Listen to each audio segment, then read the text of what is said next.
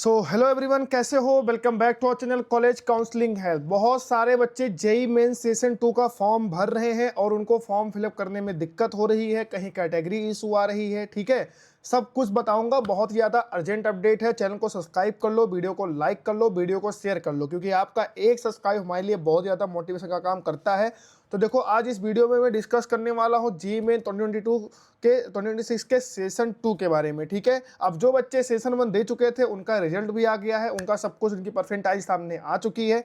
ठीक है, अब उनके पास अगर अब वो सोच रहे हैं कि इस परसेंटाइल पे मेरी क्या रैंक बनेगी, तो उनको जाना है V1 एकेडमी की वेबसाइट पे। ठीक है, हमारी वेबसाइट है V1 एकेडमी। यहाँ पे आप क्लिक करोगे, ठीक है, आप लॉगिन करोगे, यहाँ पे आपको इजीली जेई में रैंक प्रेडिक्टर दिख जाएगा। यहाँ आप अपनी परसेंटाइल डालोगे, आपको परसेंटाइल पे अपनी रैंक पता चल जाएगी। अब आप चाहते हो कि मुझे उस परसेंटाइल पे कौन सा कॉलेज मिल सकता है, तो ये हमारा आपको यहाँ पे प्रेडिक्टर दिखेगा। आप प्रेडिक्टर पे जाओगे, ठीक है, यहाँ पे आप कूपन कोड यूज करोगे CCH। जैसे आप अपना कोई परसेंटाइल डालोगे, अपनी होम स्टेट चूज करोगे, आप प्रेडिक्ट करोगे, तो आपको कूपन कोड डालने का ऑप्शन आएगा। आप यहाँ कूपन कोड डालो CCH, आपको इंस्टेंट 200 रुपीज़ का डिस्काउंट मिल जाएगा।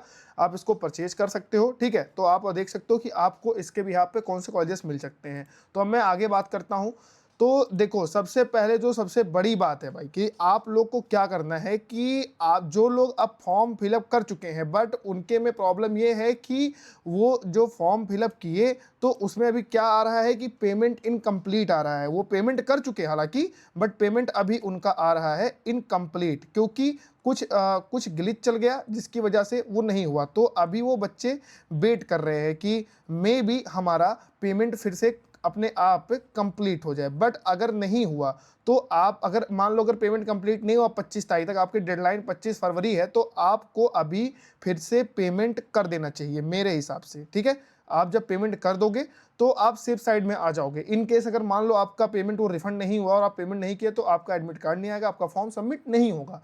ठीक है, तो ये चीज़ हो गया। तो आपका वहाँ पे फॉर्म के पेमेंट पे आपका पेमेंट स्टेटस में आपका वहाँ पे कंप्लीटेड दिखाना चाहिए। ठीक है, आपके वहाँ पे कमेंट दिखाना चाहिए।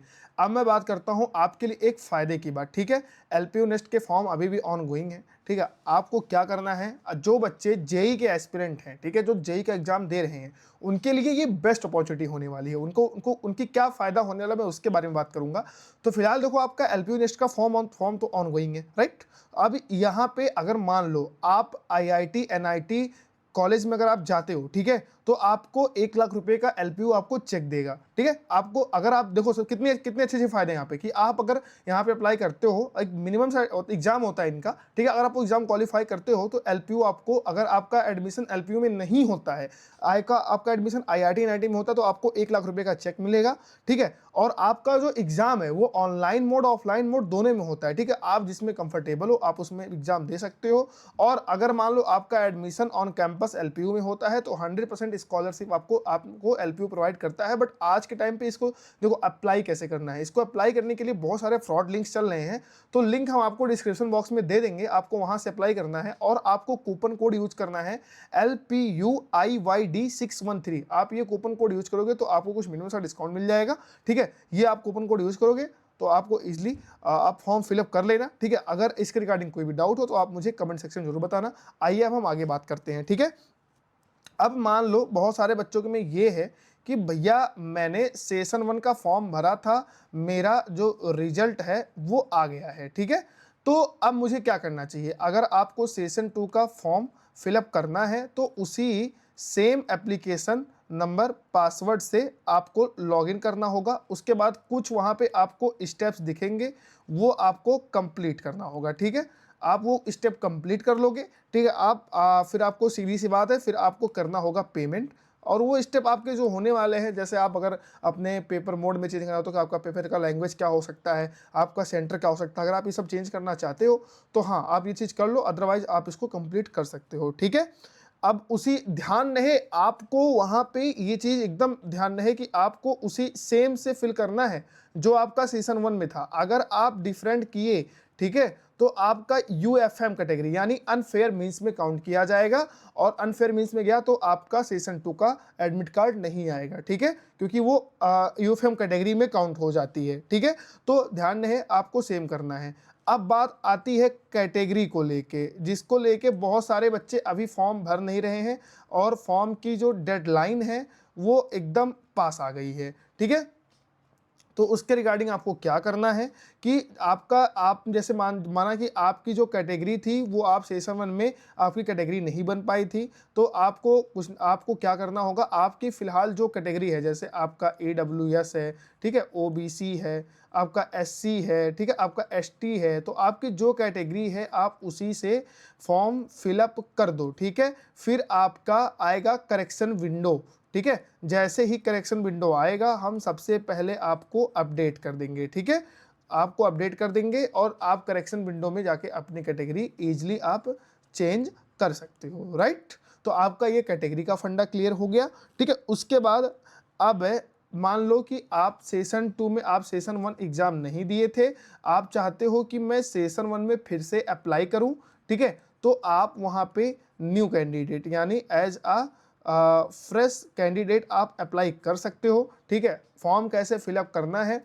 स्टेप बाय स्टेप हमने पूरा गाइड कर रखा है, आप चैनल के जाना सेक्शन में आपको दिख जाएगा कि आपको फॉर्म कैसे फिलअप करना है, ठीक है।